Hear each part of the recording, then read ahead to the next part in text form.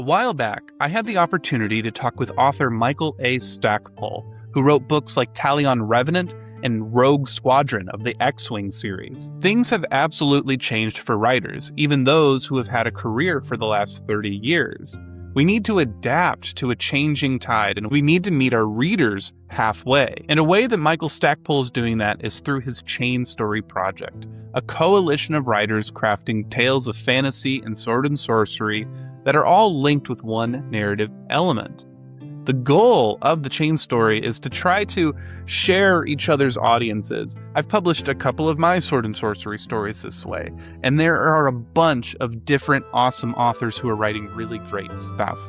There's going to be a video later going deeper into the Chain Story, but we talk about that here.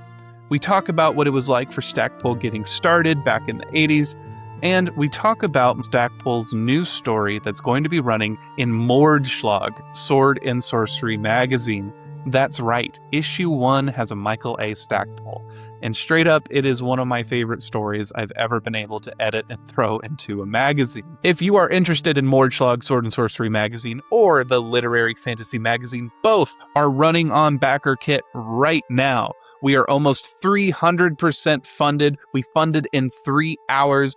And I'm just blown away by the response that the community has had. If any of this sounds interesting to you, check out the link below and take a look at Mordschlag Sword and Sorcery Magazine. Once we hit our next stretch goal, we're going to be adding a new story by M. Stern, who I just had on a Rogues in the House episode earlier this week. Don't miss out, folks. It's going fast. All right, enough preamble. Without further ado, I introduce you to Michael A. Stackpole. For anybody who might not be familiar with your work, who are you and what do you do? Well, I am Michael A. Stackpole. I'm a writer, a game designer, computer game designer. I pretty much do anything people will pay me for. I think the first thing I had published was an article back in 1977.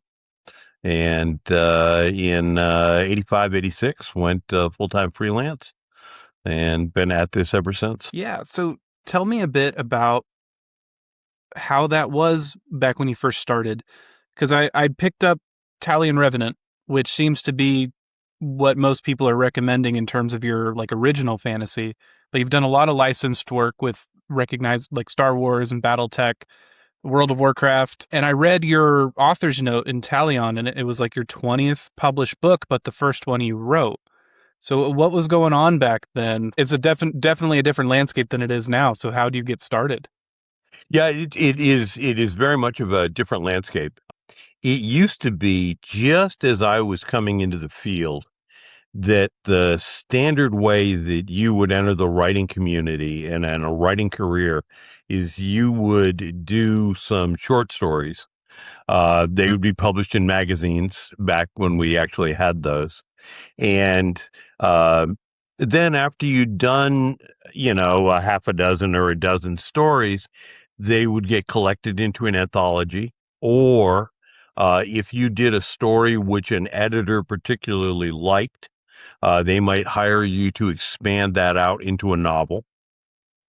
And once you had broken into doing novels, again, back in those days, generally what would happen is you would get a contract that would be roughly a 5-book contract. And, again, back in the 70s, we're talking 70s, early 80s, a 5-book contract was generally enough to move you from being a beginner into being what we used to refer to as a mid-list writer. Now, in the early 80s to middle 80s, this began to shift because we had a lot of magazines were going away. And it was 1988 when it became easier to sell a first novel than it was to sell a first story. And this was just because all the short story markets had absolutely gone away. And now the things were open to people going straight to novels. 2 other things happened at that time, which sort of accelerated this revolution. One was that back in the Reagan administration, there was a tax reform bill, and it made one really important change, which was this. It used to be if you warehoused an item, the rental for that warehouse would be considered a business expense. And so it would be deducted before profit. But with the 88 Tor Power Tools decision, your rent now got tacked onto the value of the items being stored there. So a fantasy novel that cost $3 would now cost $3.25. And the second year you stored it would be $3.50. And the problem with that is that then increases the value of your inventory, which increases your pre-tax valuation. So starting in 1988, instead of your book having 20,000 units, which were stuck into a warehouse and they would move them out as they got sold, what ended up happening was that the warehouseman would be tasked with going out and destroying the books before that valuation could come in. So it used to be, especially with science fiction and fantasy, that we were a backlist genre, which meant that you would have a new book come out and it would start selling your backlist. It would sell the previous things because new readers would find you and then want to buy everything to get caught up. But in 88, there was no backlist for them to buy. And as a result, I had said before, it used to be that you would get a 5-book contract. Well, starting in the 80s, right through this period, 83 to 85, right in there, within the writer's circle, what we kept hearing was 2 books and out. You either make it in 2 books or you're gone. You have to find another publisher, which once upon a time was not a problem because there were 30 or 40 publishers. But now people will talk about the big 4 or the big 5 publishers. That's really all they are. Those are the only markets that we really have. Sure, there are plenty of small and regional publishers. James, you're doing a great job with that. We see a lot of them in the Sword and Sorcery fantasy space, but these are very small publishers, and they're not going to be putting out the numbers that are going to enable somebody to make a career out of doing this. So the landscape has changed, has changed quite a bit.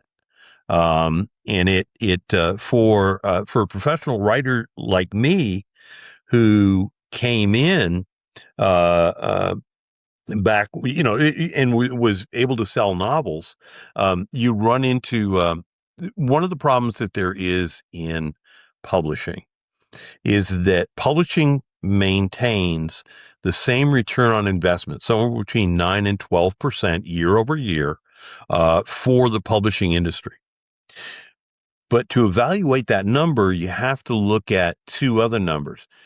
First, 5% of books published make 100% of the profit for book companies.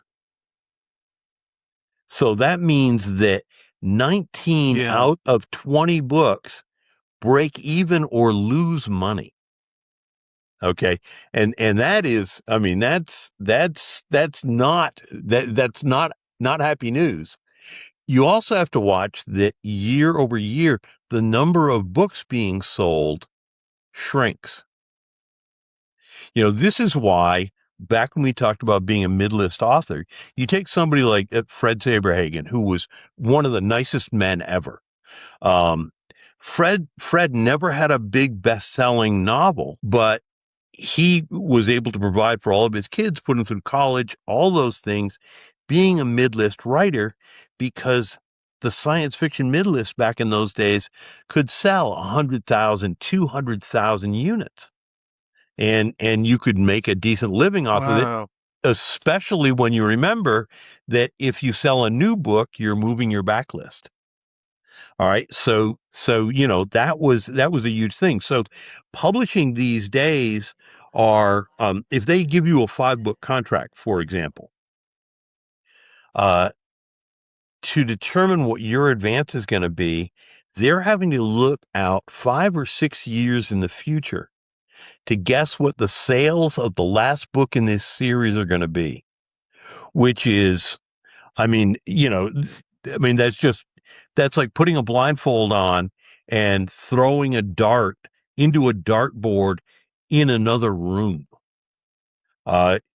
Chances of hitting it, chances of scoring points are relatively slender. And again, this is why it's easier, instead of paying a known author who's already developed skills, has got something going on, instead of paying them, say, $30,000 for a novel and hope that you're going to earn that advance back, it's easier for a publisher to buy 10 first novels at $3,000 a piece for the advance and hope that just one of them earns the money back. So publishing is a really weird business. And electronic books have helped a lot because it lowers the cost, obviously. You're not having to warehouse ebooks. You're not having to print ebooks. There are a lot of sunk costs that are still in there, but that helps a lot. And that's why a lot of young writers are able to get a start self-publishing in the ebook space. But then we, still get back to the big problems of how do you get your stuff seen?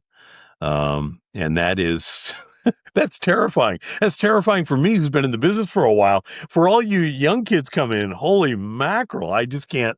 I mean, I would literally, I'd probably be serving hamburgers at McDonald's, Yeah, that's really wild to hear your perspective and all that, because I mean, some of it makes sense. Like, I'm starting to think about warehousing it in my line of work here, but it's totally different from my experience. Like, I'm never thinking about advances for one, but then the way that the massive numbers, it just doesn't seem to be the way it's happening now for these smaller presses. And coming back in now, I know you're doing a few small with the chain story and some of your other fiction. You're kind of taking more of an indie approach to that.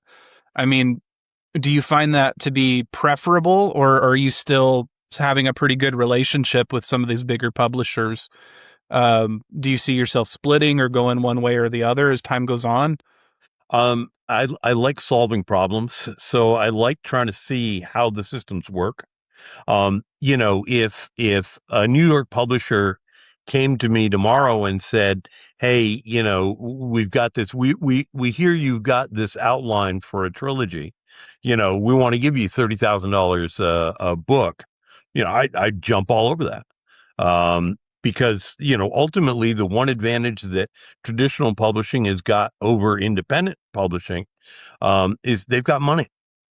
They can afford to finance you to take a year to write a book, and a lot of other, very few other places can afford to do that.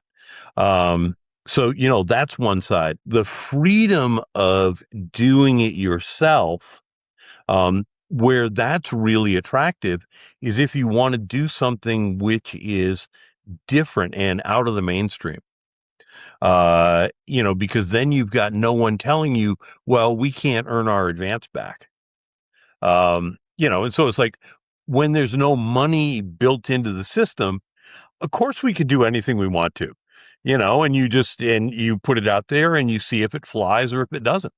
That's a great chunk of the Chain Story project, is providing a forum where writers can share their audiences with other writers, and also a place where, as we build up some visibility, people can try all sorts of different things.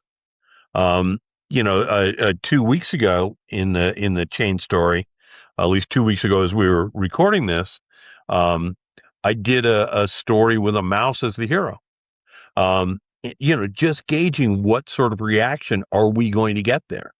And preliminary numbers, it looks great.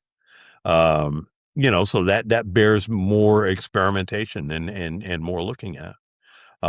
So is it wonderful if you want to experiment and you've got the resources and the chances to hop around and do things that make you happy? Absolutely. And we all know that if writers are happy, what they write, comes out better. I mean, you can see that if you go back and you look at the old issues of Weird Tales. You have all sorts of people doing all sorts of different things, and some of them stuck and are still memorable today, and some of them, we'll never hear of that writer ever again because their stuff, it was good enough for an editor at the time who had to fill some space, but it was just never going to be, the end all and be all. There weren't that many James Joyces coming out of the pages of Weird Tales, and I'm afraid there aren't that many James Joyces coming out of independent publishing these days. Yeah, that I kind of want to return to a point you mentioned with the short story markets and how I recall reading some memoirs where they're talking about, making a living almost, or at least supplementing your living with short fiction. Now that does seem impossible, but there are some really excellent, publications coming out that are focused on the short fiction. So I feel like short fiction is one of those things that is meeting people where they're at. I mean, we're seeing declining readership, but people are wanting to read. They're wanting to break away from their devices and be less distracted. And short fiction's a great way to say, hey, here's a full experience that you can have and finish. You don't need to sit down and read War and Peace in its entirety to be a reader. You've made your rounds around some of these Sword and Sorcery magazines. Your name's popping up in all these different publications. So I feel like maybe you're seeing a little bit of that too, or is that just having fun and enjoying, a cool community landscape? I mean, from a professional's point of view, what is that looking like? It's a lot of all that. You have to remember, I was a teenager in the 70s when Sword and Sorcery had its resurgence. I literally remember being a freshman in high school and having one of the Lancer Conan paperbacks on top of this stack of school books. And the nun picked it up and flipped it over, and she read out loud, "Fantasy's greatest hero has returned." And, it was a lurid Frank Frazetta cover. I forget which one it was, but, and I was mortified. Her face screwed up like it was, just a horrible thing. And she put it back down with a, sniff and wandered on. Right. So for me, reading those stories kindled my love for all of this stuff. So now, going back, looking at all the things Howard was able to do and finding characters and finding stories where I can see what that felt like and I can play with that same thing, for me is a lot of fun. I do think, to your point, that the small press magazines, the independent, I think it's a very vibrant culture that's going on. I think there is some stunningly good fiction being written by a whole bunch of different authors, and that was part of the inspiration for reviving the Chain Story project and focusing it on Sword and Sorcery. Because there were so many authors there who are doing great work, and helping them get their work seen I think it's a good thing to do, both for the industry, for those authors, and for readers. I think when you take a step back and you stop looking at writing and you think of it as entertainment and as storytelling, it's fairly obvious that episodic storytelling has always been popular. whether it was songs that bards were singing. I mean, you look at the Robin Hood cycle of songs. Or you just go with the fact that, Homer's Odyssey was sung, 12 hours a day over a 3-day weekend is what it would take you to get through, the Odyssey, with, I suppose, beer breaks in there somewhere, but, so we're kind of wired for that. And when you look at the pulps, and you look at the magazines that preceded the pulps, uh, it's fairly obvious that a lot of fiction was written, and one person in the house who could read, or someone in the house who could read, would be reading that to ma and pa and everybody else as they're donning socks, or they're sharpening axe blades, or doing whatever they're doing in their life. Um, so, these stories are meant to be shared. It's only as education and literacy climbs that reading becomes an individual experience. And yet, when a new issue of a magazine comes out and we're all online going, "Holy cats, did you read that story? That was so cool."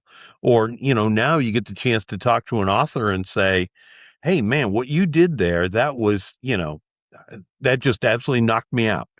I never could have done that."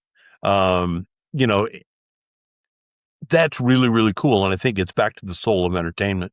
So is this stuff going to stay alive forever? Yeah, we just have to adapt how we present it, to find readers. Is it going to be for Yeah. us going to audiobooks? Or are we going to have to take, um, um, and record all of our stuff? That may in fact be part of it.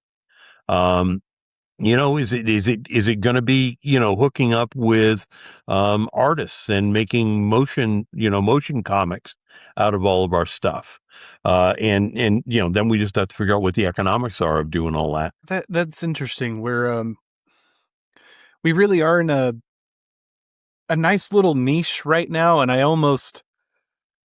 I've seen so many times where something small starts out like really authentic and cool, and then it gets really popular and really financially successful, and then some big company buys it up, and I'm mostly talking about video games, Sure, and then sure, that yeah, yeah. company kind of loses its roots. So I do wonder like where the future of the indie community goes, because it seems from my perspective and where I'm invested as like a business entity is the gamble that indie is the future, that trad Right. publishing is kind of dwindling and making poor decisions, and indies are giving people what they want and giving it right to them. And uh, having those magazines where you can just like talk to the author, it's like writing has also become such a solitary thing, right? Not just storytelling, but the act of it. I just spoke with a writer today on the phone, and he's been writing his novel for 5 years, his second novel. So the one before that was 7 years. And I'm one of the first people he's been able to talk to about it, like outside of his household. And I didn't really come into my own until I had somebody that I worked with closely who was writing at the same level that I was, and we were growing together. And then we create a publishing circle, and kind of like with what the Chain Story is doing, that's just throwing a bunch of really good writers together and getting them to think tank. And it's almost challenging, right, to get people to interact with each other now, Yep. to be more active. That's been an interesting thing because we're so used to being on our own in these last few years. But that's been, I guess that's to wrap up my tangent. That's the real beauty that I'm seeing in this community is people actually interacting, even if it's through the interface of a screen. There's some sort of communal activity happening where art is really thriving, and great stuff is being made every day. I mean, I've been almost full time reading, trying since I decided to start reviewing books, and it's like I have an unending list of things to read, and I feel like I've barely hit the surface of what's coming out in the last year. I mean, there will always be more. I mean, I remember it was probably 15 years ago. I was I was on the World Fantasy Award jury.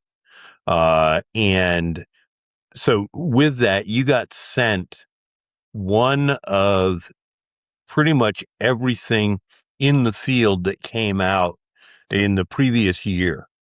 And I had 25 linear feet of books.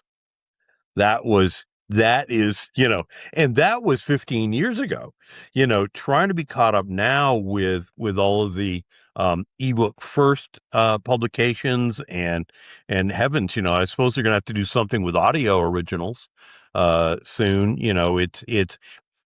You're right. There is a ton of creativity which is out there. And I think one of the unspoken benefits of the fact that there are online communities is, to quote Simon Hawke, he was talking about why he didn't criticize young writers and try and discourage them. And he said, look, there's enough rejection out there for everybody.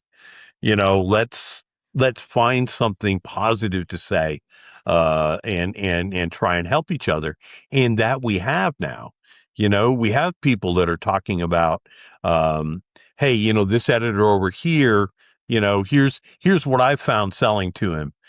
So make sure your story hits on these levels and you got a shot. Or people letting other people know, hey, this market is open, and that stuff, providing those opportunities for everybody else. Or one of the things that I just absolutely loved, one of the upcoming stories that's coming into the chain story is two writers who liked what each other did, and they've got a collaboration going on. And we just had one of those. One of the other ones, Brian Young and Jason Fry, just did a collaboration because both of them are working in a tie-in universe, and they asked the people who own the tie-in universe, do you mind if we tie this into the chain story? They said, no, knock yourself out. So it's new ways of tackling this material and getting it out there, which I absolutely love. Like I say, I like solving problems, and seeing people be really, really creative is very, very cool. And your position in the community, I mean, I really appreciate it because, I mean, just my experience in the chain story, one of those stories I put out, I think I had gotten my 8th rejection on it after, by the time I was kind of asking like, hey, do you think that this concept would work? And then I was putting it out there. It kind of helps legitimize a new writer trying to get into the space. Cause I only just recently discovered, how the sword and sorcery community as a whole. So it was a challenge kind of trying to be like, hey, I'm here. I'm serious. I'm doing things. You're enabling people like me to come in and you're endorsing them and saying, hey, I'm okay, attaching my reputation to a degree on this. Check this person out. It's such a crazy help. And something I've been thinking a lot about is that it almost seems like the game has changed for authors in the sense like we're not just writers anymore. We're marketers, we're Right. bloggers, we're content creators as much as we are writers. And publishing other people's work has been the single best decision I've ever made in my writing career. And I wonder how much of the market is really going to move towards like kind of more these leadership figures who are emerging and publishing their own writing, but also making more and more small little publishing coalitions, almost maybe not a full press, but like authors banding together under a banner. Like we're stronger together, clearly. What do you think? Yeah. Do you think that might be something in the future? Look, I think that, again, when I was coming up, in the late 70s and 80s, first of all, I was fortunate enough for writers, including writers who were published, back in the days of Weird Tales and stuff like that. I mean, Manly Wade Wellman, Hubie Cave, L. Sprague de Camp. I mean, these were people who were encouraging. And encouraging in two ways. One, Manley and UBK were really, really nice. Sprague was interesting. Um, but, and as I had mentioned before, Fred Saberhagen and, add in, Rogers Lasney. I mean, all of these people were very, very encouraging and very, very supportive of other writers. And, I love teaching writing. I love seeing and encouraging writers because I think everybody ought to be able to share in this dream. But those authors, all of those authors were people who were willing to do work and contribute it to small magazines. I mean, when I was working for Flying Buffalo, we had a magazine called Sorcerer's Apprentice, and we published stories. We published one of the Carl Edward Wagner had not done any Kane stories for probably about 5 years, and we coaxed him into doing a brand new Kane story. And they were willing to do this stuff because they loved what they were doing, and encouraging other people, helping them out was something that was just right for them. So, for me, uh, I see it as an opportunity to return the favors that I was given when I was starting. So, I'd be an ungrateful bore if I didn't try and help out. But I think it's also cool, as you say, we've had to become marketers. We've had to do all of these different things. And this is where we get to help each other try and figure this stuff out. As I discussed on the Chain Story Discord, when that mouse story came out, we had a spike of hits to the site. And I'm still trying to figure out what's going on there, and I'll be watching the numbers and stuff. But is it? I mean, one of the things, since Brian Jakes' passing, is there an audience out there that's looking for mouse stories? What do we find? How do we position ourselves to get a lot of eyes on things? I did a mouse story because it was Brian Young and I were chatting back and forth, and I decided I was going to do it. He went ahead and did some, and it was like, okay, my turn. Let's see how they go. It makes it fun. And again, as we said earlier, if doing this writing stuff is not fun, why are we doing it? It's too hard to do if you're not enjoying it.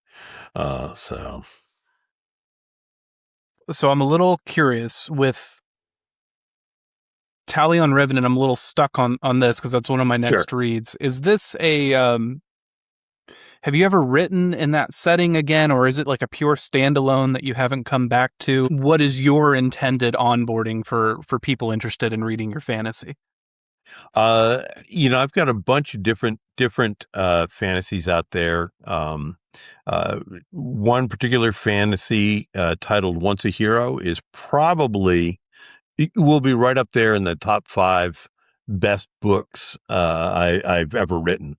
Talion Revenant, I had intended it to be a series, but I didn't work on any other stuff until I had sold the first book, and it took a while, as the afterword in the book says. It took a while for that to sell, mainly because it was too big. But I have since, as part of a Patreon project, I have done a second volume. The problem there is, as with the first one, it's much too big. So I'm in the process of breaking it down into 3 parts and expanding each one of those out and making sure it all connects up and stuff like that. So that's, and then figuring out, how I'm going to get that out is an interesting question. Do I go back to Random House and say, hey, you got the first one. Do you want this second one? Or do I just go ahead and do it as a crowdfunding thing? One's got a lot of risk, but you have a certain amount of control. One other aspect of all of this, which was never a thing when I was starting out. Now, when I get invited to conventions, I'm offered a table where I can sell stuff directly. Other authors keep talking to me about how I ought to be doing a lot of mail order stuff. So, the whole thing of, I mean, my God, we can, writers can actually charge for their autographs, which is, I mean, mind blowing. Right. I mean, I've got friends who are NFL players, for them to charge for autographs, that I understand, but for us to be able to charge for autographs, holy mackerel. And that's, it's an entirely different thing. I mean, when I started out, if you were at a convention and you saw an author who had a table and was selling his own work, you almost felt sorry for them, because it was sort of like seeing a guy sitting on a corner with with their hat out saying, I'll tell you a story for $1, pal.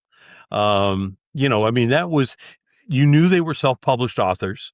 And again, back then, self-publishing required you to have a lot of money to be able, because there was a serious sunk cost if you were self-publishing, whereas today, print on demand, you order 20 copies for a show and you don't have any inventory to take home. Whereas self-publishing back in the 80s, you better have a garage, because that's where your inventory was going to be for the rest of your life. And so, it was really kind of sad when you would see somebody hawking their own books, because that was us writers. We just didn't do that. That was what our publishers did.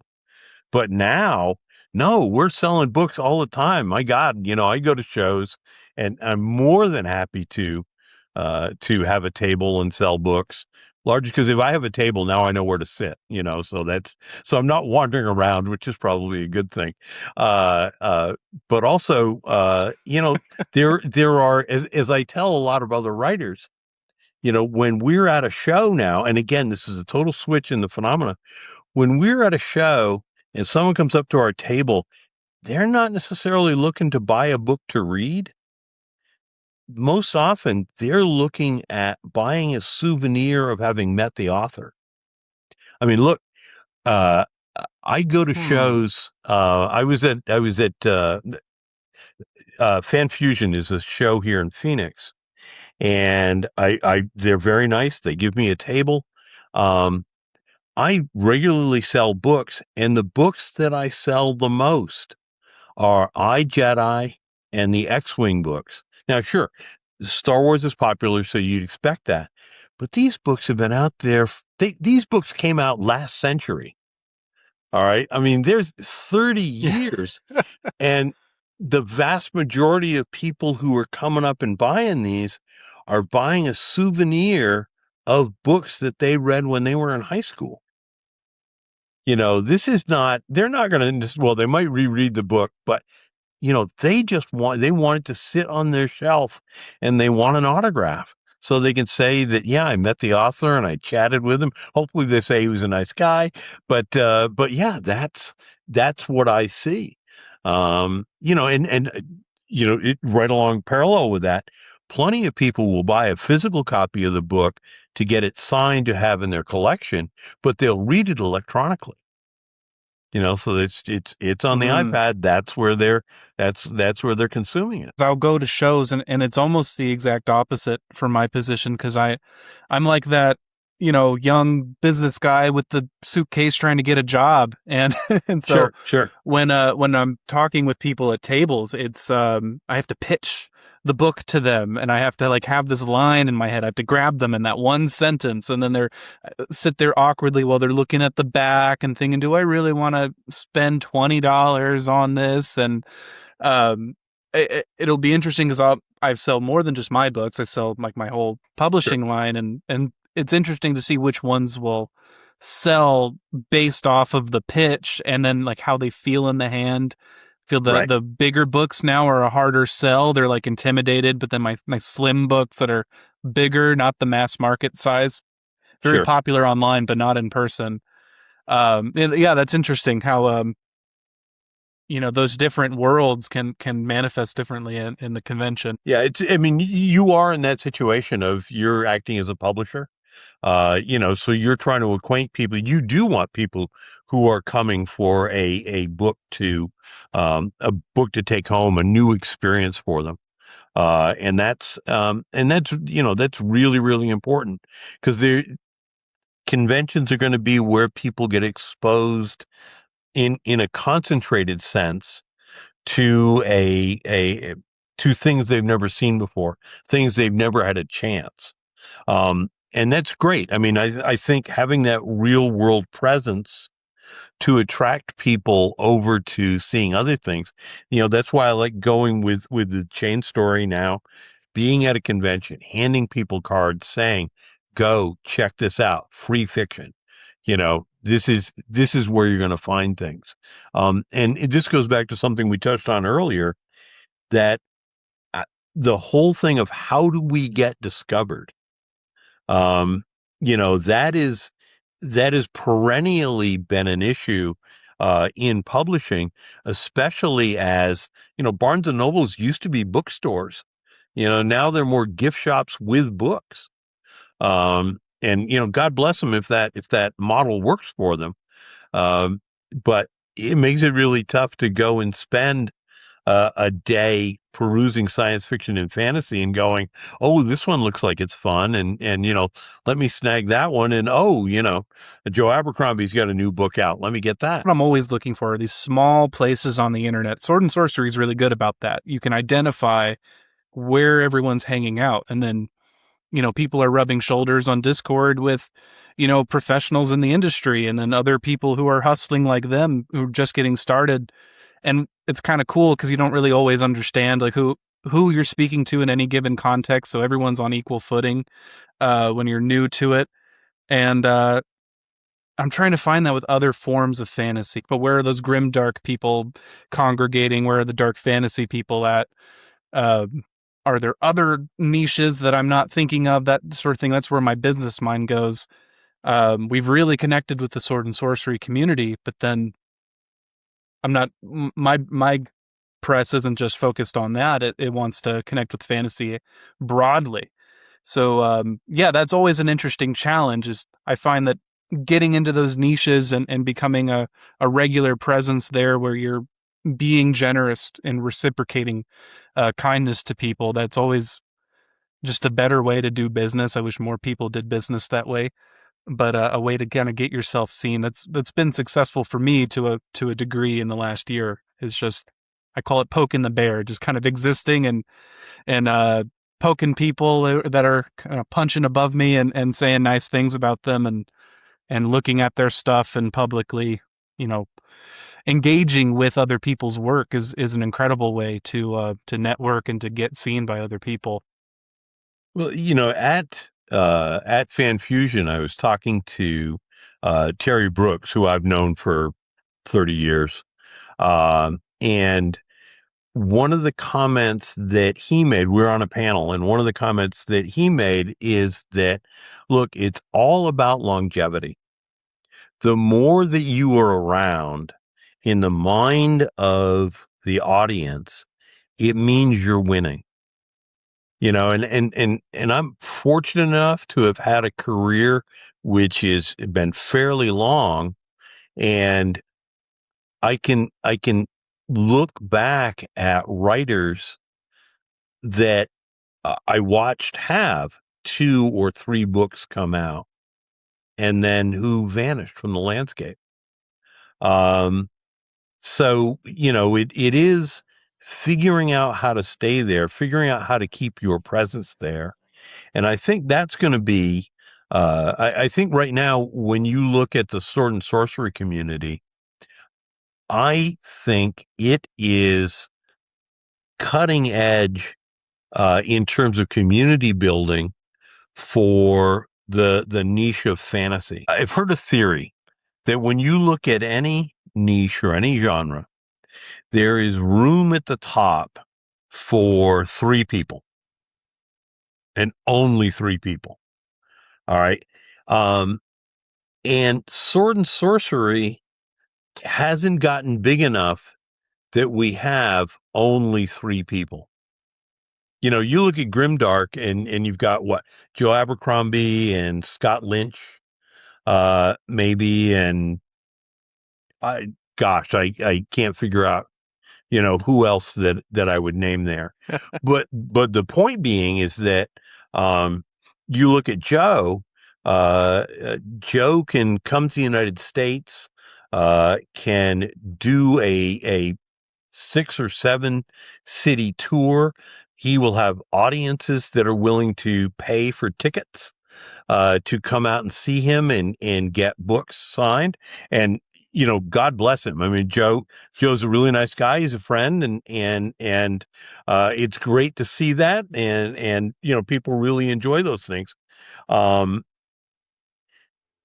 Grimdark doesn't need what Sword and Sorcery has found. Sword and Sorcery is in that position of building up, bringing more authors in, and that may just be the nature of how Sword and Sorcery has always gone. I mean, it was there in the mid 30s. It has a little bit of a resurgence in the 50s with Gnome Press and a few other things, and Liber and Moorcock popping up, and then it goes away until the 70s, and it's there. It vanishes after the 70s. I maintain, my theory is that role-playing games kept it alive, because while there weren't the novels were not selling, every gaming session is, a half a step away from a Sword and Sorcery story. And so I think that kept it on a low simmer. And then over the last 15 years, we've had that rebuilding. When you look at Tales from the Magician's Skull that Howard Jones put out, and I think it was Goodman Games was the publisher. The idea of having that magazine, and I mean, that was a latter-day Weird Tales. Having that magazine brought out in that way, and the fact that it was successful for 12 issues under Howard's leadership, that's a very cool thing. And I remember before I was talking with Bob Vardaman, another writer, and he had been in the original Chain Story project, and we were talking about bringing it back again, because it had been 15 years earlier that we had done it. And it was really, technology had changed enough that it was time to see if we could make it work again.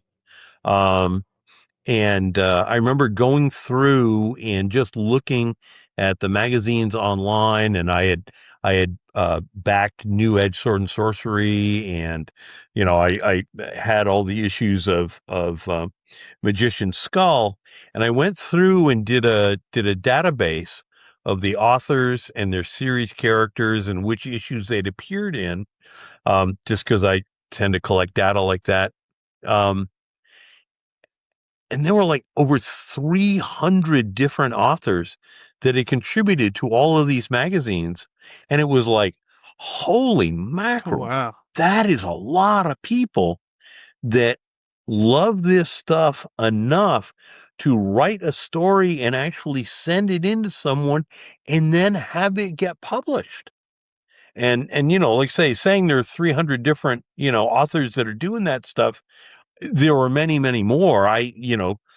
Will update the thing from time to time, but the fact was there are just a ton of people who love this stuff.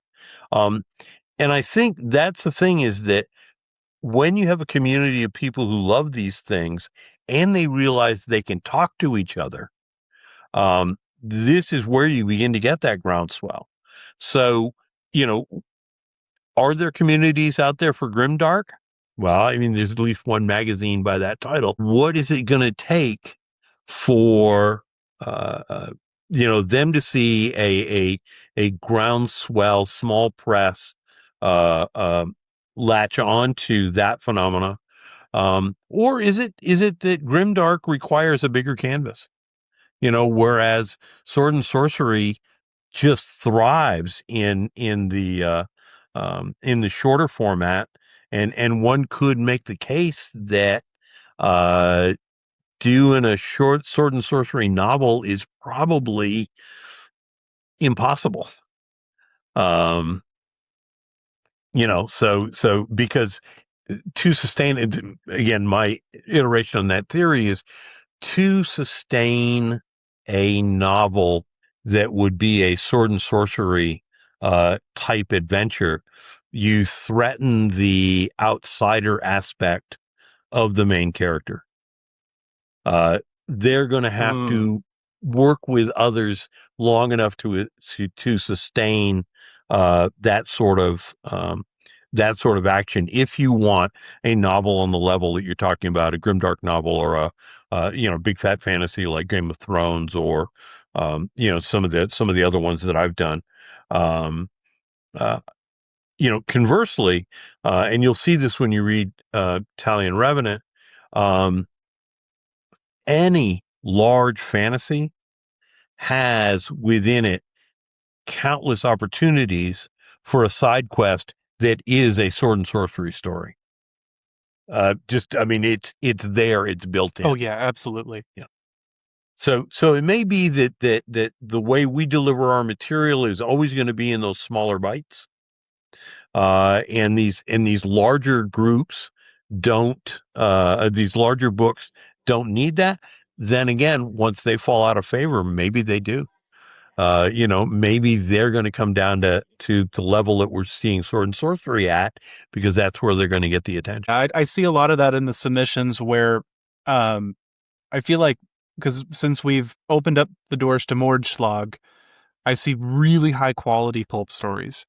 And before that, we were doing a publication called the Literary Fantasy Magazine, which the whole idea that I started with, has evolved from, is like character driven fantasy that's more like literary fiction, upmarket fiction, but in a secondary world, right? Which has kind of really come more into focusing on the character and their growth or decline in some way.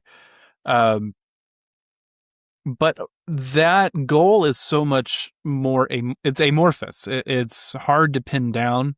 And so a lot of the stories that I'll find tend to lack identity or purpose in the short form, because epic fantasy, high fantasy really needs that page count to make sense, to give you something to latch onto, where, pulp stories, Sword and Sorcery, you can just be there, and you have that forward momentum that has a limited amount of time before it kind of climaxes and then extinguishes. And that makes me think, like, yeah, I think there's a great point there with other types of fantasy having portions of Sword and Sorcery within them. I definitely see that in George R.R. Martin. I think a Dance with Dragons. What an ending to that book. I mean, the Martell character who's not in the show for some reason, going and invading Daenerys's palace, like, that was a Sword and Sorcery story. My last question for you is, you are contributing a story to a new Sword and Sorcery magazine that my press is publishing. So it's an existing character that you've been writing on with the chain story, Nerion. And I know you had some really interesting insights on how you were approaching that narrative. Normally, when I write stories about characters, I generally have an idea of where they're going, who they are, what their world is. And with Nerion, I decided not to do any of that. I went in absolutely blind, and so much so of not having a goal for the character and not knowing where he's going, that this character, and I don't think it's not seen in the story that you have, but he has a pouch of ephemera, coins, bones, things like that, and will literally throw them on the ground, and will sort through them to figure out what he's supposed to be doing, where he's supposed to go. And so literally this is a character that is driven by the whims of fate. Um, and as a result, the world is getting built around him. A chance remark in one story will trigger, it becomes the idea for another story. Um, One other thing that I'm trying to do with those stories, and one of the things that I loved about what Robert Howard did, especially with the Conan stories, was that there were times when Conan was the viewpoint character. You saw everything through Conan's head. Uh, and there were other stories where Conan was an incidental character, or others where he shared the spotlight with, one or more characters. And for all the pastiches that have been done about by other writers with Conan, I don't remember when they did that. Where they were willing to sort of sideline Conan. Now, a lot of it is because they were doing novels, and there were great writers who have written wonderful Conan novels, and that's cool. But and this is always true, that the author who originates something has got so much more freedom with how they play with that character than anybody that comes afterward. Because if you create the character, you have in the back of your mind all their potential. But if someone's coming after you, all they can see is the borders that you've explored. And they're never sure if they can go beyond that. And I think one of the other things which I mentioned to you in correspondence with Nerion is that I'd written the first 4 stories, and each of the first 3 had really an entirely different feel to it. And I was starting the 4th one, and the 4th one felt very much like the first one. And it occurred to me, mainly because I have an interest in biblical scholarship and how the Bible is put together and stuff like that. Not a religious interest in it, a phenomenological interest in how it was put together. And it occurred to me that this character is a mythic character in whatever world he is in, and that the stories that are being told about him are being told by different bards. And when I made that realization, I went back through and I looked, and the first and the 4th story stressed certain points, which basically told me that the guy who was writing those stories was geographically from this part of the world.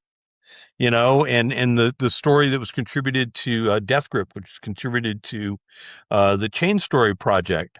I looked at that one, and that guy is mentioning the High King's capital fairly constantly. He knows somebody that worked for the High King, and so clearly this is a younger bard who doesn't get out much but lives in the capital, and this is his Nerion story. And then the second story, and now I just the other day finished the first draft on another story by this particular bard.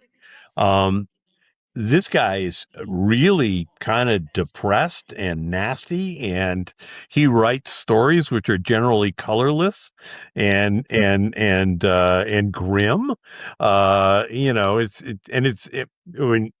it's not really me playing with grimdark, but it's me being more grimdark than, I ever have before. But so now whenever I get a new idea for this character, it's like, and which of these guys is going to write it? And then, the other things, and this happens very much in the story that you've taken. Literally, the bard in that story is one of those bards. And it's being written by a different one of the bards. So it's kind of a commentary on who he sees this other bard being, so for me, it's a lot of fun to be able to put those things in and move things back and forth. It makes the character just an absolute joy to write. That sort of thing is right up my alley. I mean, my love for fantasy really came in when I discovered Steven Eriksson's Malazan series. Mhm. And he does so much with perspective and POV. And then I took that several steps further when I started writing novels. My first novel, Ashen Rider, has first person, second person, third person. Mhm. And all those have different narrators within the world for different reasons that are seeing the narrative in different ways. So Sure. having a story with Nerion, and then not only do we have these bards who are like the author of the story, but then we also have different POVs. Like it goes, it's not the same character ever twice within the three parts. It's three Right. different people viewing the events. So I was just tickled to find out that it went even deeper than that. Like that's just right up my alley. For anybody curious on getting to know your work or find you, where are the places that people can find you and support you? Probably the easiest place to find me and vaguely interact with me is Blue Sky, because that I abandoned Twitter and went over to Blue Sky and have a fair amount of fun there. But if you're apolitical, just mute political stuff, because I will occasionally do political things. The Chain Story Project is at chainstorycore.com. And you can go over and find just dozens of stories by very talented authors. Chances are you haven't heard of a lot of them, but you should have. And here's a chance to, get a look at their work and follow stuff up. I have a website, but I don't really maintain it. But michaelastackpole.com or stormwolf.com both feed to it. And then I do a lot of conventions. So I think next week I'll be at Gen Con, and you're going to be there on Sunday at Gen Con. Yep. Yep. Yeah, I'll be there on Sunday. Yeah. And then, let's see, I'm at, Rebel Scum in Dallas, and then, Dragon Con, and, I think there are a couple other possible shows that'll be at. I just have to double check the schedule and see where I've got airplane tickets to go. Thanks for watching the talk. I hope this was informative for you. If you liked the video, like and subscribe. And if you like what we do and want to read that new story by Michael Stackpole, please check us out on BackerKit. We are almost 300% funded, and we are approaching our next stretch goal. Thank you guys so much for the support, and hopefully I'll see you over on BackerKit. Until next time, keep writing, keep revising, and don't burn all of your inventory.